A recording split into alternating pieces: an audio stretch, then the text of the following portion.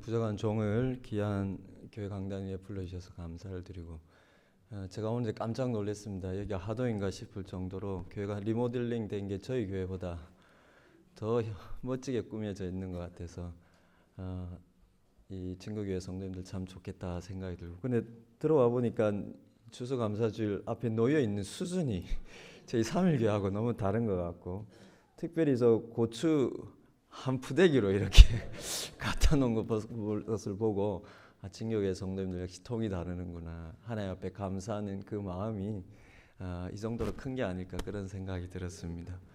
감사주일날 여러분들에게 더욱더 감사가 넘치는 여러분 삶이 되기를 축원을 드립니다. 저는 이제 대학부 청년 이렇게 사역들을 조금 오래 해왔는데요. 사실 그 시절은 마음에서 일어나는 여러 감정들의 변화들로 인해서 여러분들도 그 시절을 겪었겠지만, 그런 여러 감정들의 변화로 인해서 이 내적인 혼돈을 참 많이 느끼는 시기인 것 같습니다. 제가 돌아봐도 그렇고요. 그래서 오늘 이 짧은 한 구절을 가지고 마음에 대해서 한번 살펴보고자 하는데요. 혹 우리 어르신들께 조금 어려운 부분이 있더라도 한번 들어보시면서 같이 은혜를 나눴으면 좋겠습니다. 저는 불신 가정에서 태어나서 고등학교 1학년 때 처음 교회를 나갔습니다. 그리고 대학을 다니면서 한참 신앙이 뜨거웠을 때 등교하기 전이나 혹은 수업을 마치고 집으로 돌아가는 길이면은 자주 교회당에 들러서 누가 가르쳐 주지도 않았는데 항상 이렇게 기도하였던 생각이 납니다. 하나님 아버지, 아버지의 마음을 깨닫게 하옵소서. 여러분, 조금 고상해 보이지 않습니까? 이 기도가 조금 멋있어 보이기도 하고요. 근데 그때 그 시절에는 그 기도의 의미를 저는 정확히 잘 몰랐던 것 같습니다. 그저 하나님의 마음을 깨닫는다는 것은 나를 향한 하나님의 인자하신 사랑의 감정, 그리고 세상의 불의에 대한 하나님의 분노의 감정, 그러면서도 불신 영혼에 대한 하나님의 긍휼과 안타까운 심정 등등, 나와 타인과 세상을 향해서 하나님께서 느끼시는 감정을 나도 함께 느끼는 것이 곧 하나님의 마음을 깨닫는 게 아닌가, 그렇게 생각을 했었습니다. 그리고 그런 감정들을 함께 느낄 때 하나님께서 원하시는 삶을 살 수 있고 하나님께서 원하시는 사역을 할 수 있지 않을까, 그런 생각을 했던 것 같습니다. 근데 인생을 살면서 서서히 발견하게 되는 것은, 하나님의 마음을 깨닫는다는 것은 하나님의 감정을 느낀다는 것 이상의 어떤 거대한 뭔가가 있다라는 것을 살면 살수록 더 많이 깨닫는 것 같습니다. 이게 어르신들이 많이 계셔서 살면 살수록 이런 말들이 참 불편할 수 있는데요. 살아보니까 저도 이제 40대 중반 이제 이렇게 되었는데 살면 살수록 그게 더 많이 깨달아지는 것 같습니다. 그럼 마음이라고 하면은 우리는 별 생각 없이 어떤 감정을 의미하는 것으로 이해를 합니다.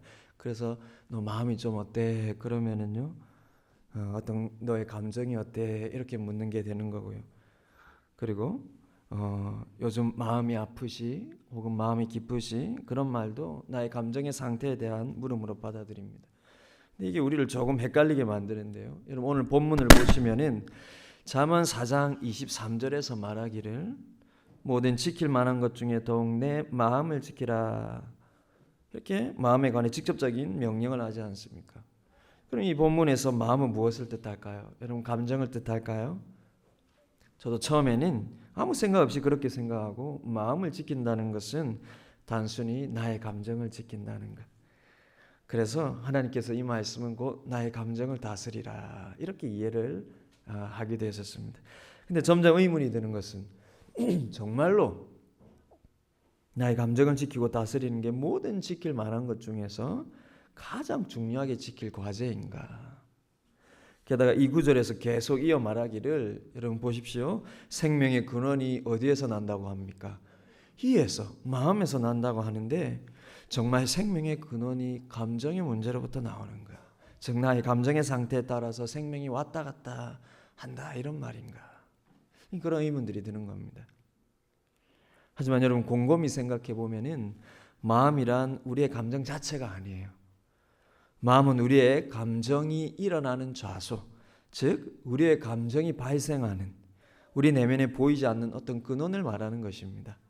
쉽게 말씀드리면은 눈에 보이지는 않지만 우리 안에는 마음이라는 것이 있는데 이곳 마음이 어떠냐에 따라서 이곳으로부터 기쁨이라는 감정이 발생하기도 하고요. 이곳으로부터 슬픔이나 절망이라는 감정이 일어나기도 한다는 것입니다.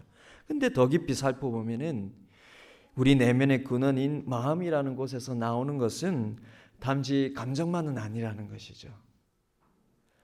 이 마음으로부터 감정 외에 생각하는 사고라는 것도 나오고요. 또 뭔가를 해야겠다라는 의지와 그리고 결단도 이 마음으로부터 나오는 것입니다. 즉 내 마음이 어떠냐에 따라서 그 마음으로부터 나오는 감정만이 달라지는 것이 아니라요. 그에 따라서 생각도 달라지기도 하고 또 그 마음 상태에 따라서 나의 의지가 달라지기도 한다는 것입니다. 그래서 여러분 어떤 나라의 언어권의 사전이나 어떤 문화권에 정의 내리는 것을 보면은 마음에 대한 설명을 여러분 그 사전이나 그런 문화를 통해서 살펴보면 대체적으로 동일합니다. 마음이란 생각 혹은 사고 혹은 감정 그리고 의지 이 세 가지 면이 일어나는 내면의 자소다 이렇게 설명을 하고 있습니다. 그러면 이 생각과 감정과 이 의지 이것이 우리가 흔히 말하는 지정의입니다. 그래서 흔히들 지정의를 마음의 세 가지 요소다 그렇게 정의를 내리고 있습니다. 그래서 성경을 보면 실제 우리말로는 마음이라고 똑같이 번역되어 있는데요. 어떤 경우에 따라서는 그 마음이라고 번역된 단어가 감정을 의미하기도 하고요. 그리고 어떤 구절에서는 그 마음이라고 번역된 게 생각을 뜻하기도 하고요. 그리고 또는 의지를 뜻하기도 한다는 것입니다. 그러면 다시 오늘 본문으로 돌아가서요. 잠언 4장 23절에서 모든 지킬 만한 것 중에 더욱 내 마음을 지키라 라고 할 때 그러면 이 구절의 경우에 마음이란 무엇을 뜻할까요, 여러분? 감정을 뜻할까요? 아니면 생각을 뜻할까요? 아니면 의지를 뜻할까요? 그럼 제가 보기에 오늘 본문에서 마음은 이 세 가지 모두를 포함하는 의미에서의 마음입니다. 그러면 생각해 보면은 우리 마음에 있는 이 지와 정과 의는 굉장히 유기적입니다. 유기적이라고 하는 것은 서로에게 영향을 준다는 뜻이죠. 그래서 마음속에 있는 생각, 다른 표현을 하면 마음속에 있는 그 가치관, 생각, 사고, 가치관이 어떠냐에 따라서 같은 사건이나 같은 현상을 대하면서도 감정이 다르게 발생하기도 하고요. 우리의 가치관에 따라서 같은 일을 만나도 사람들이 다른 감정을 느끼고 또는 다른 방향의 의지를 만들어내기도 하는 것입니다. 그럼 제가 쉬운 예를 한번 들어볼게요. 목사님들이 신방을 하면 가장 많이 대접하는 음식이 뭡니까, 여러분? 저희 담임 목사님께서 새로 저희 3.1교회에 새로 부임을 하셔가지고 올해부터 계속 부임 신방을 하는데 그건 한 200~300 가정을 이렇게 돌아다니는데 구역들마다 저희 구역은 한 40개 정도 되는데 구역들마다 구역장들 권사님들이 제일 고민 많이 하는 게 뭐겠습니까? 뭘 대접하면 될까? 근데 크게 고민 안 하고 딱 선택할 수 있는 게 한 가지가 있는데 목사님들이 대체적으로 좋아하는 게 뭘까요? 예, 보신탕입니다. 친교교회는 보신탕을 잘 대접 안 하시는가 모르겠는데 저는 대체적으로 보신탕을 꼭 한 번씩은 이렇게 대접을 하시는 것 같습니다. 근데 여러분 사실은 제가 첫 사역을 할 때 이 교회 사역에서 가장 힘들었던 게 보신탕 먹는 거였습니다. 그래서 제가 처음에 대전이 사역지였는데요. 처음에 신방을 하는데 보신탕을 대접하면 저는 삼계탕 주세요 그랬습니다. 근데 문제는 뭐냐면은 목사님이 대체적으로 보신탕을 좋아하는데 제가 첫 사역지의 목사님은 좋아해도 너무 좋아하시는 거예요. 성도들이 이걸 다 아니까 아무 말 없이 보신탕만을 대접을 하는데 제 마음속에 위기감이 느껴졌습니다. 이렇게 사역했다가 실패하겠다. 그래서 슬슬 삼계탕이 질리기도 하고요. 그래서 이를 어떻게 하면 좋을까? 그래서 생각을 고쳐 먹었습니다. 여러분 저는 보신탕에 대한 이 감정이 좋지를 않습니다. 왜냐하면은 이 강아지에 대한 저의 생각 때문인데 저는 어릴 때에 집에서 조금 컸던 개였던 것 같은데 저 그때 어린 나이에 저보다 더 덩치가 컸는데 그 개가 한 마리 있었는데 제가 참 좋아했었거든요. 근데 이 개가 못 모르고 저희 집은 이 큰 길 옆에 있었는데 못 모르고 집을 밖으로 뛰쳐나가다가 차랑 부딪혀서 그 다음부터는 다리가 쩔뚝쩔뚝하게 되었는데 어느 날 어머니께서 이 개를 팔아버리신 거예요. 어디에 팔았을까요? 그렇습니다. 마음에 상처가 있지 않습니까? 제가 고등학교 때 한 번은 그 강아지를 이렇게 얻어와가지고 키우는데 이 강아지가 사실은 순종이 아니고 어릴 때는 참 귀여워도 이게 순종이 아니고 잡종이었는데 말귀를 잘 못 알아듣습니다. 제일 이 그간게 이게 똥오줌을 못 가리니까요. 그래서 이건 제가 키우고 싶어서 저희 집에 키우는데 저희 아버지가 몸이 안 좋아서 이 강아지는 털갈이를 많이 하지 않습니까? 그래서 어머니 항상 내다버리라고 하는데 제가 그것이 너무나 안타까워가지고 얘를 똥오줌 훈련을 시킨다고 얼마나 많이 조업했는지 모릅니다. 여기가 네가 똥오줌 누울 게, 여기가 네가 살 길이야. 온 집안에 똥오줌 누면 엄마가 갖다 버린다고 막 그러는데 말귀를 못 알아듣는데. 근데 어느 날 제가 아직도 기억에 남는 거는 이 강아지가 하루는 자고 있는데 제 품으로 스르륵 들어오는 겁니다. 그 느낌이 너무 좋아가지고 근데 한 1분 있다가 빠져나오는 거예요. 그래서 어디를 가나 싶어서 일어나서 가보니까 이놈이 한 방 한 방 계속 쳐다보고 저 방 쳐다보고 그 다음에 화장실 쳐다보고 제가 왜 이러나 정신이 들었나 이런 생각을 했는데 다음날 보니까 어머니가 갖다 팔은 겁니다. 얘가 그걸 안 거예요. 저희 어머니 참 사랑하고 불신 가정에서 저희 어머니 집사님이 되었는데 얼마나 그때 야속하든지.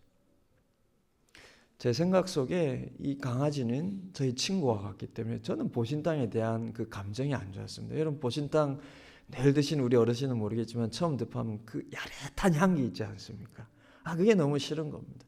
근데 이 사역에 대한 위기감이 딱 느껴지는데 성도님들이 하루나 다르게 늘 보신탕을 갖다 주니까요. 이걸 언제까지나 거부할 수 없으니까 한번 먹여야겠다 생각이 드는데 이 감정이 문제가 있으니까. 이 감정을 바꾸기 위해서 제가 어떻게 했겠습니까? 저의 강아지에 대한 사고를 바꾼 겁니다. 억지로.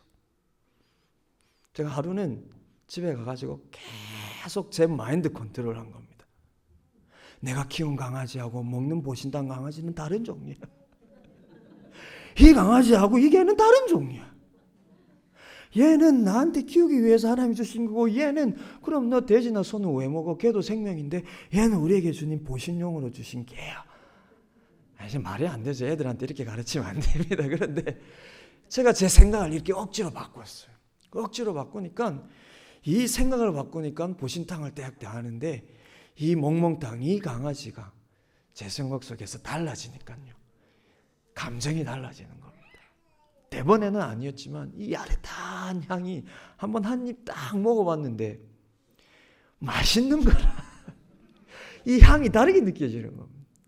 그러니까 이게 다르게 의지가 발동이 되어서 지금 보신탕집 가는 거 상당히 좋아. 생각이 바뀌면요. 감정이 바뀌고 감정이 바뀌면 의지가 바뀌는 거예요. 여러분 조금 더 심각한 경우를 예를 들면 여러분 작년인가요? 이스라엘이 팔레스타인의 그 민간인을 향하여서 무차별적으로 로켓포를 공격할 때 그 로켓포를 쏘는 현장 옆에서 민간 유대인들이 맥주를 들고 건배를 하면서 웃고 있는 장면이 사진에 찍혀서 그게 세상에 이렇게 알려지면서 발칵 뒤집은 일이 있습니다. 그 포가 바로 쏘아지면은 얼마나 많은 어린아이들을 포함해서 사람이 죽는데 그 옆에서 축배를 들고 있는 군인도 아닌 민간인들이. 마찬가지로 며칠 전에 파리에서 테러가 일어나지 않습니까? 그 테러를 일으킨 이슬람 극단주의자인 우리가 잘 아는 IS는 여러분 서방의 인질들을 잔혹하게 죽이는 것을 넘어서서 그 시신 옆에서 웃으면서 이렇게 사진을 찍고 즐기고 있다는 겁니다. 그럼 사람이 피 흘리면서 죽어가는 현장에서 어떻게 마음에서 기쁜 감정이 일어날 수 있을까요? 바로 그 마음에서 나오는 생각, 즉 가치관 때문입니다. 이들에게 그 죽음의 대상들은 한 인격이 아니라요. 그저 심판받아야 할 악의 대상이라는 그 가치관이에요. 그들의 그 생각이 이 인질들의 죽음을 정당한 것으로 만들고 그래서 오히려 이 악을 제거한 것에 대한 기쁨과 즐거움의 감정까지 불러일으킨다는 겁니다.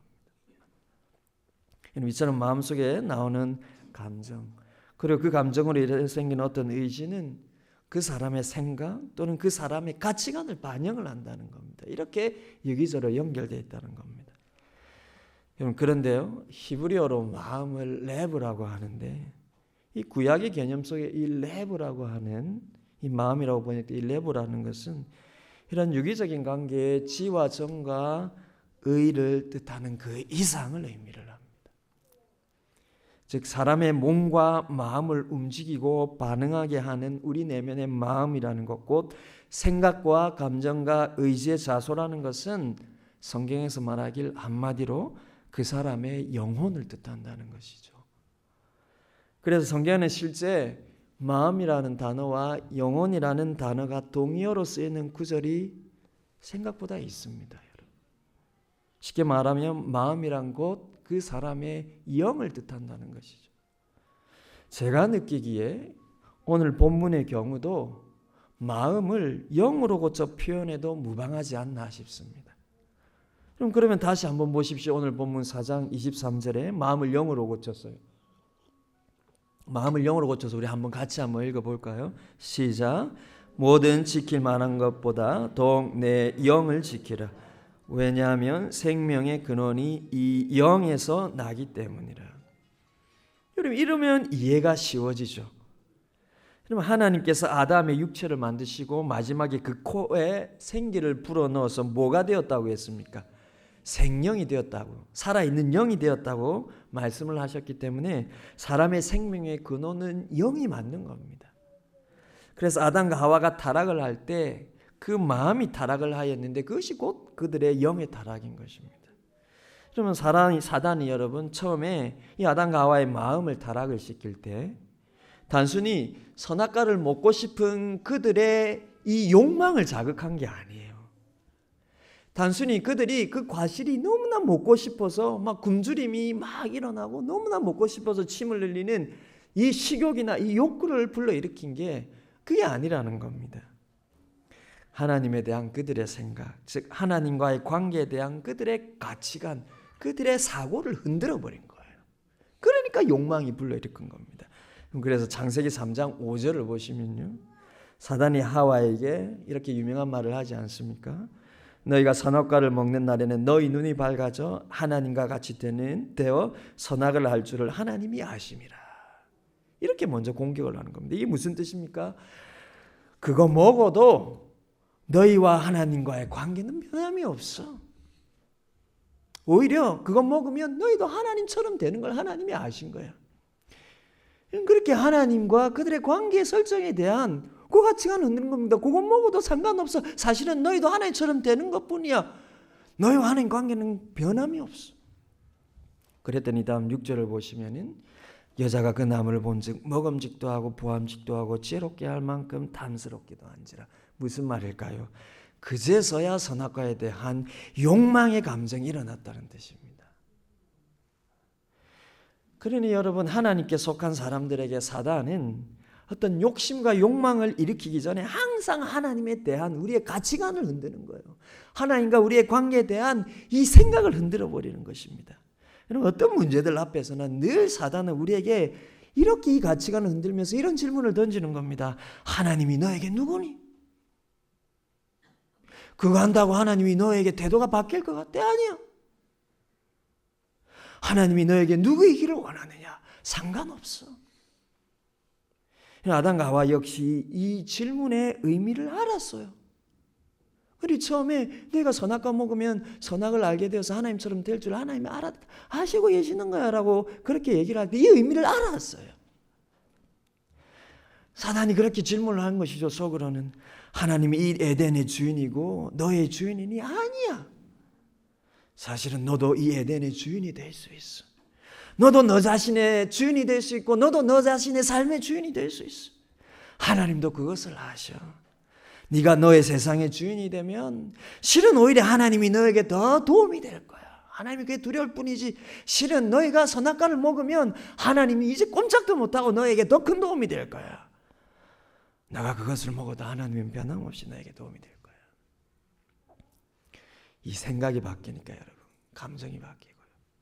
감정이 바뀌니까 다른 방향의 의지가 생겨서 그걸 먹어버리고 그걸 남편에게 주어버리는 겁니다. 그리고 이와 같은 마음의 타락은 곧 그들의 영의 타락이 되어서 하나님과 멀어지게 된 것입니다. 그래서 이처럼 성경이 일반적으로 마음을 말할 때는 그 사람의 영의 상태를 말하는 것입니다.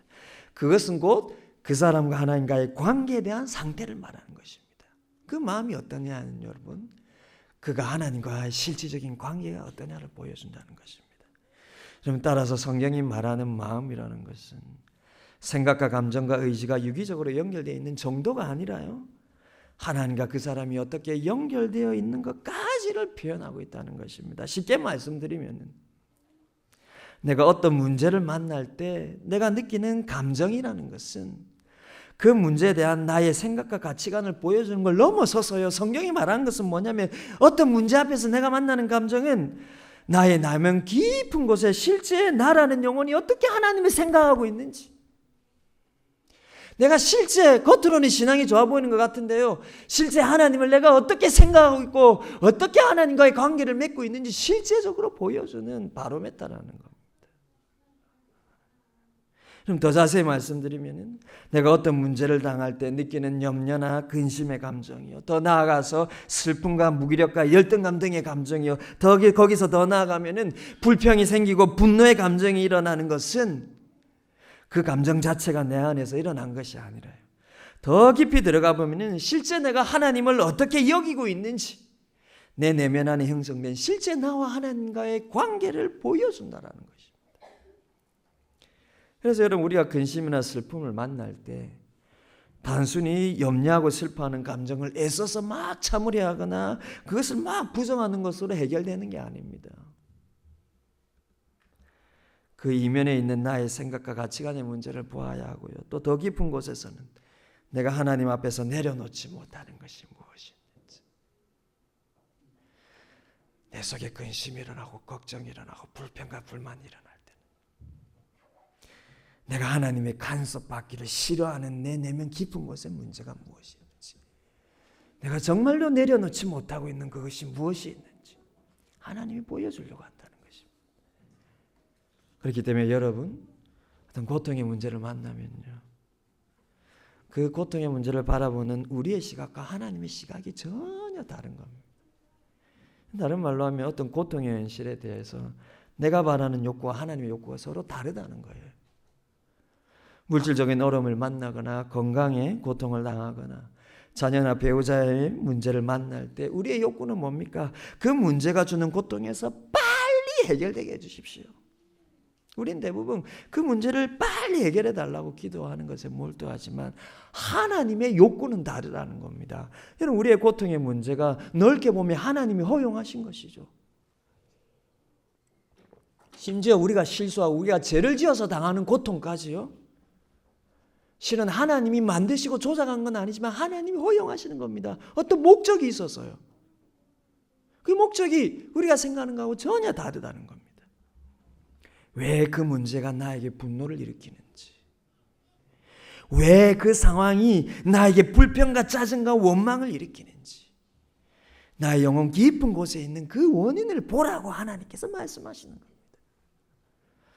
그러면 그곳에는 반드시 하나님에 대한 내 영혼 깊은 곳에 어떤 불신이 숨어 있는 거예요. 어떤 불신이요. 그 불신은 아주 정교하고 예리하게 덮여 있어서요, 다른 사람들에게는 전혀 드러나지 않지만, 그리고 심지어는 나에게도 꼭꼭 숨겨 놓았기 때문에 내가 생각해도 그런 불신은 없는 것처럼 여겨졌는데, 그런 작은 먼지와도 같은 종류의 불신이 우리 마음 깊은 곳에 있다는 것입니다. 그런데 이 가라앉아 있는 이 불신이요, 내가 생각하는 평탄한 삶이나 또는 내가 만족하는 어떤 신앙에 내가 만족하는 환경 속에서는 거의 느껴지지 않아요. 그대로처럼 바닥에 앉아있는데 내가 원하지 않는 어떤 고통의 현실을 만나면은 이게 마치 소용돌이처럼 확 튀어오르는 겁니다. 마치 물컵에 가라앉은 먼지가 한번 휘저으면 확 올라오는 것처럼요. 내가 어떤 어려운 환경이나 내가 원하지 않는 환경을 만나고 또 그것이 좀 지속되고 그리고 기도하였음에도 불구하고 그 고통이 좀 오랫동안 지속이 되면요, 그 우리도 몰랐던 그 내면 속에 있는 불신이 확 이렇게 올라오는 겁니다. 하나님을 믿는다 하는 나의 영이 실제로는 그 순간 불안해하게 만들기도 하고요, 그 불신이에요. 또 나의 어두워 보이는 미래에 대하여서 두려운 마음을 만들어내기도 하는 것입니다. 그러니 원망과 불평이 생기는 것이죠. 이상하게 조급해지고요, 이상하게 짜증과 분노가 일어나는 것입니다. 겉으로 태연한 척하고요, 겉으로 딴 사람들한테 벼 안 나는 척하고요, 겉으로 앉아서 주여 하고 있는 것 같지만 하나님만이 아시는 우리 내면 속에 말할 수 없는 이상한 짜증과 불평과 분냉과 이런 것들이 막 일어나는 것입니다. 그렇기 때문에 우리가 그런 문제를 만날 때 그 문제를 바라보는 하나님의 시각은 다릅니다. 성도의 고통은 주님께서 내 영혼 은밀한 곳에 있는 그 깊이 가라앉아 있는 불신을 끄집어내시는 기회가 성령께서 우리의 고통의 문제를 바라보시는 시각이라는 것. 그래서 내게 그 불신을 내가 직면하게 하도록 하셨어요. 나의 영혼이 그분 자신을 더 온전하게 신뢰하도록 만드는 도구로 우리의 고통을 삼으신다는 것입니다. 지금까지 나의 믿음이라는 것이요, 그분이 나에게 필요한 무엇을 해 주실 것이기 때문에 내가 그분을 신뢰하는 것이었다면 이제는 그것을 더 넘어서서요, 나를 위해 그분 자신까지 주신 그분 자체를 신뢰하여서 마음의 자리로부터, 마음으로부터 진짜 감사가 울려나오는 나의 형편과 처지와 환경과 상관없이 정말로 그분 자신으로 만족할 수 있는 그런 신앙으로 우리를 인도하기 위해서 우리에게 고통을 주신다는 것입니다. 때로는 부르짖으면 해결될 것 같은데도 해결되지 않고 오랫동안 가져가실 때도 하나님의 목적이 있다는 것입니다. 시편 42편을 보시면 시인은 마치 사슴이 시냇물을 찾기에 갈급한 같이 그의 영이 하나님을 찾기에 갈급합니다 고백하면서 그의 눈물이 주야로 음식이 되었습니다, 이렇게 말을 합니다. 근데 종일 눈물로 기도할 정도로 열심인 그의 영이에요. 확신과 기쁨에 차기보다는 두 번이나 이런 솔직한 고백을 하지 않습니까? 종일토록 울면서 기도하는데요, 내 영아 네가 어찌하여 낙심하며 어찌하여 내 속에서 불안하는가? 내 영아 어찌하여 네가 낙심하며 어찌하여 내 안에서 불안해하는가? 내 영혼아. 그렇게 종일 눈물 흘리며 기도하는데, 기도하면 할수록이요, 그는 어떤 고통의 현실 앞에서 낙심하고 불안해하는 이전에 몰랐던 자기 영혼 깊은 곳에 숨어있는 어떤 불신을 보게 되는 겁니다. 이 시인이 만나게 된 고통은 그 시편 42편을 보시면 하나님의 백성들이 하나님을 믿지 않는 세상 사람들에게 짓밟히고 조롱당하는 그런 현실을 보는 겁니다. 하나님을 신실하게 믿어도 믿지 않는 사람들의 발 아래에 있는 현실을 보면서 그의 영혼이 이런 질문을 받는 겁니다. 이런 현실에서도 하나님은 살아있다라고 말할 수 있는가? 이런 고통에서도 하나님은 나의 소망이 될 수 있으신가? 이 영혼이 이걸 직면하는 겁니다. 이 질문을 받는 겁니다. 그러니까 이전에 받지 못했던 신앙의 질문, 이전에 받지 못했던 신앙의 새로운 차원의 고백을 이 고통이 여러분 그 영혼에게 질문을 하는 겁니다. 이런 현실이 죽을 때까지 사라지지 않는다 하더라도 하나님은 너의 하나님이 될 수 있어. 여러분, 하나님이 나의 어려움을 결국은 나의 바람대로 해결해 주실 것이기 때문에 하나님 믿습니다, 이런 거 말고요, 해결해 주실 수 있으시죠? 해결해 주시기도 하시죠.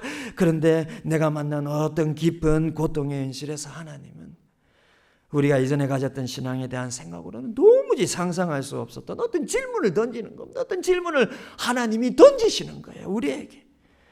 여러분, 타락전에는 하나님에 대한 가치관에 사단이 질문을 던지지 않았습니까? 하나님 변함없어, 하나님이 그러시더냐?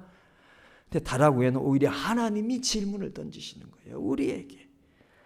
그 현실이 변함없다 하더라도 여전히 나는 너의 하나님이 될 수 있느냐? 그 고통이 변함없다 할지라도 여전히 나는 너의 소망이 될 수 있느냐? 여러분, 이게 어찌 쉬운 답입니까? 내가 이런 현실 속에서 이렇게 죽어간다 하더라도 내가 하나님만 소망하며 살 수 있습니다. 이게 어떻게 쉬운 고백이냐고요. 이게 내 영혼 깊은 곳에서 하나님을 만나지 않으면 어떻게 대답할 수 있는 질문.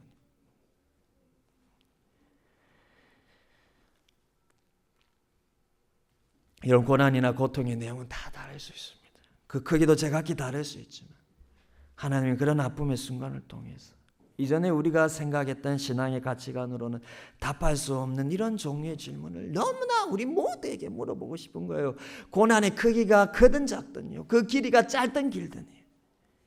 왜냐하면 그 물음은 하나님 그분 자신만을 만족과 소망으로 삼지 않으면 도무지 답할 수 없는 답이니까요.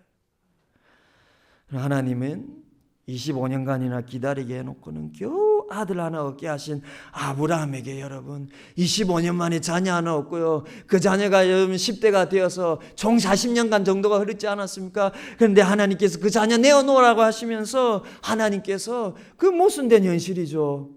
근데 너무나 아브라함에게 물어보고 싶은 겁니다.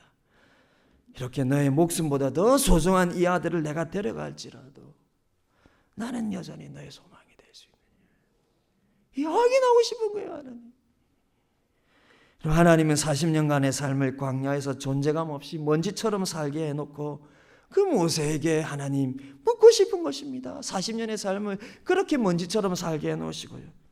너의 권력과 부와 명성을 다 빼앗고 아무것도 없는 이 빈들에서 이름 없이 평생을 살아도 나는 여전히 너의 하나님이 될 수 있느냐. 하나님은 모든 것을 다 주셨다가도 한순간에 그것을 다 빼앗아 가고는요 10수년을 도망자로 살게 하신 다윗에게도 너무나 묻고 싶은 겁니다. 아무 도움이 없는 이 사망의 음침한 골짜기 속에서도 나는 여전히 너에게 생명이 있어 있느냐.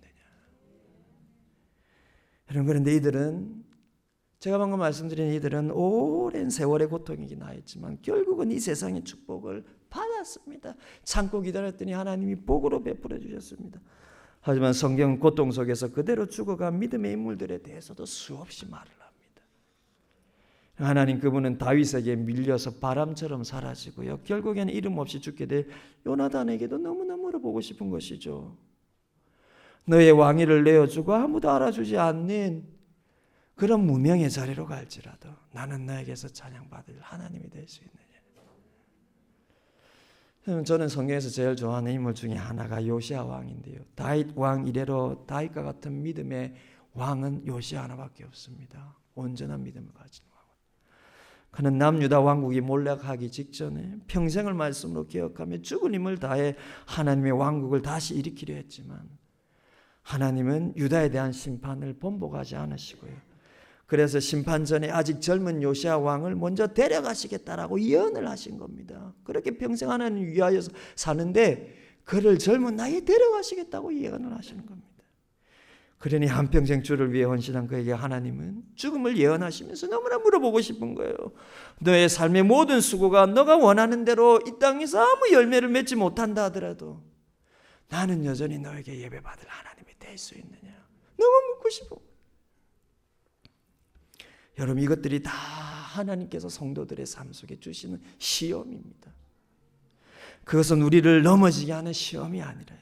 우리로 하여금 오직 그분 외에는 인생이 의지할 것이 아무것도 없다는 것을 나의 영혼 깊은 곳에서 발견하고 어떤 상황과 형편 속에서도 오직 그분만을 의지하고 신뢰하는 그런 자기 백성으로 삼고 싶어 하시는 그분의 마음이 담긴 시험이라는 겁니다. 이러니 하나님의 마음을 깨닫게 하려는 거예요. 그 기도 얼마나 쉽지 않은 기도입니까? 하나님이 우리를 향한 마음이 그러신데 하나님 여러분들의 마음과 영혼에도 그런 질문을 던지십니다. 그 재물이 없어도, 그 건강이 없어도, 그 자리에 앉지 못한다 해도, 그것을 얻지 못한다 해도 나는 여전히 너의 하나님이 될 수 있느냐? 나는 여전히 너의 감사를 받을 하나님이 될 수 있느냐? 고통의 현실을 통해 실패의 아픔을 통해서 우리는 그 질문을 진지하게 들어야 하는 것입니다. 그런 순간에 우리가 마음을 지킨다는 것은 그 질문을 진지하게 받아들이고 겸손히 성령의 도우심을 구하는 가운데 우리 심령 깊은 곳에서 실은 우리가 두려워하거나 그래서 하나님께 아직 내려놓지 못하는 나의 진짜 문제가 무엇인지를 하나님께서 깨닫게 하시고 그것을 내려놓을 수 있는 힘을 하나님께서 주시는 것입니다. 그런 자에게 진짜 평안이 주어지는 것입니다. 마지막 성경의 한 인물만 소개하고 말씀을 마무리할까 하는데, 성경을 보시면서 제일 안타까운 인물은 여러분들에게 누구입니까? 저는 성경에서 가장 안타까운 한 사람을 뽑으라면 사울을 뽑고 싶습니다. 이 사울 왕은 처음에 하나님을 사랑하는 마음이 컸던 사람입니다. 왕으로 택함을 받은 때도 그는 겸손할 줄 아는 사람이었고요. 왕이 되고 나서도 당시 힘을 잃은 이스라엘 백성들을 위해, 그리고 하나님을 위해 자기 목숨을 내어놓고 싸울 힘과 용기가 있는 사람이었습니다. 그런 사람을 하나님은 처음에 도우셨고 전쟁에 가서 승리를 하였습니다. 그러나 그는 이전까지 오던 하나님의 도움이 즉각적으로 오지 않아서 두려움과 근심의 감정이 일어났을 때 하나님에 대한 그의 중심, 그의 생각의 중심에 던지시는 이런 종류의 질문을 이해하지를 못했어요. 어떤 어려움이 왔을 때요, 이 어려움에 대한 하나님께서 원하시는 그 질문 있지 않습니까? 그걸 이해하지를 못하는 거예요. 한 번은 블레셋과의 전투를 앞두고 사무엘을 기다리는데, 사무엘이 7일 동안 기다리라 하지 않습니까? 근데 약속한 7일 동안 여러분 이 사무엘이 오지를 않는 겁니다. 블레셋 군대가 무기와 장비를 갖추고 들이닥치는데 이스라엘 백성들이 오합지졸이에요. 여러분 성경을 보시면은 당시 이스라엘 백성들은 오랜 사사기 시절을 지났기 때문에요, 무기가 제대로 없었습니다. 사울과 요나단 왕자 외에는 전부 여러분 농사기구 들고 싸우는 거예요. 그러니 여러분 블레셋의 무장된 군대가 진격해 올 때 여러분 사울의 마음속에 어찌 두려운 마음이 들지를 않겠습니까? 그래서 하나님께 제사를 지내야 하는데, 그래야 전쟁에 나갈 수 있는데, 그래야 하나님께서 도우실 수 있는데 약속한 사무엘은 오지를 않고 있는 겁니다. 지금까지 하나님의 도움은 막힘이 없이 기도하면 즉각적으로 왔는데요, 이게 하루가 멀다 하고 이 블레셋 사람들은 막 쳐들어올 것 같고 이스라엘 백성들은 겁이 나서 다 도망하고 달아나는데요, 그럼 이 하루가 사울에게는 얼마나 길게 느껴졌겠습니까? 지금까지 하나님의 도움이 막힘이 없었는데 아무리 기다려도 이전과 같은 도움이 오지 않으니 기다리다 그가 하지 말아야 할 제사장의 자리에 가서 자신이 제사를 지내버리는 것입니다. 그런데 그가 제사를 드리자 곧 사무엘이 와서는, 사무엘이 놀란 거죠. 왜 그랬느냐? 기다리라 하지 않았느냐? 왜 제사를 지냈느냐? 그가 이렇게 책망하니까 여러분 사울이 뭐라고 대답을 합니까? 기다렸어요. 7일 동안 나는 기다렸어요. 여러분 사무엘상 13장 8절에서 말하기를 사울은 사무엘이 정한 기한대로 이래 동안 기다렸으나, 기다렸어요. 나는 기다렸어요. 7일 동안이나 기다렸어요. 내가 할 수 있는 대로 기도하면서 기다렸습니다. 그런데 이게 뭡니까? 여러분 그의 입장에서는 할 수 있을 만큼 기다린 것이죠. 그러나 7일 동안 기다리면서 7일의 그 시간까지는 기다리지 못하는 것입니다. 그 마지막 몇 시간을 기다리지 못한 겁니다. 근데 여러분 제가 말씀드린 것은, 여러분 이게 그의 입장에서는 순종이었지만 하나님의 입장에서는 순종이 아니었는데요, 제가 말씀드린 것은 이게 여러분 7일 동안 기다렸는데 7일 끝이 되는 몇 시간 곧 못 기다린 물리적인 그 몇 시간 때문입니까? 이게 몇 시간 좀 더 눈 감고 기다렸으면 됐을 그 문제일까요, 여러분? 그게 아니에요. 제가 묵상하니까 그게 아니에요.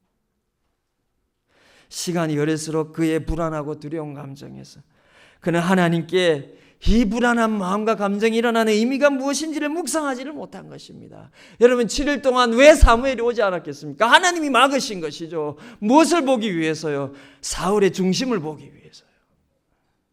하나님의 이전과 다른 그런 침묵을 통해서요. 이전에는 즉각 도와주셨는데요, 갑자기 사울 왕에게 그런 침묵을 통하여서 너무나 사울 왕의 중심에 물어보고 싶은 겁니다. 아무런 도움이 오지 않고 이렇게 그냥 적의 침입을 받는다 해도, 이렇게 너가 하나님 말씀을 지키느라 이렇게 다 망한다 할지라도 나는 여전히 너의 하나님이 될 수 있느냐? 나는 여전히 너의 중심이 될 수 있느냐? 왕이기 때문에 더 묻고 싶은 겁니다. 왕이기 때문에 더 묻고 싶은 겁니다. 너의 중심의 소원이 너가 얻고 싶은 부와 권력과 성공인지 아니면 하나님 그분인지 너무나 묻고 싶은 겁니다. 그런데 사울이 이 질문의 의미를 깨닫지를 못한 겁니다. 그러니까 따지시오. 나는 7일 기다렸는데요, 할 만큼 했는데요. 그럼 시간이 더 흐르고 이번에는 반대로 하나님께서 모든 도움을 주시면서 아말렉을 진멸하라는 명령을 내리십니다. 그런데 여러분, 사울이 어떻게 했습니까? 하나님의 도우심을 받아서 힘을 얻고 아말렉을 다 멸하는데 좋은 양과 소를 남겨두고요, 자신의 명예를 위해서 아말렉 왕을 포로로 잡아오지 않았습니까? 사무엘이 책망합니다. 사무엘이 책망을 하니 그가 억울해하면서 하는 말이, 나는 순종했습니다. 나는 순종했어요. 다만 이전처럼 제사를 잘 드리기 위해서, 하나님께 제물로 드리기 위해서 값진 것을 남겨두고 하나님의 영광을 드러내기 위해서 적국의 왕을 데리고 왔을 뿐입니다. 여러분, 고통과 실패 속에서 그 의미가 무엇인지 하나님께 제대로 묻지를 못하면요, 성공 앞에서도 그 의미가 무엇인지를 모르는 겁니다. 하나님이 왜 그에게 성공을 주셨는지 그 의미를 제대로 깨닫지를 못하는 겁니다.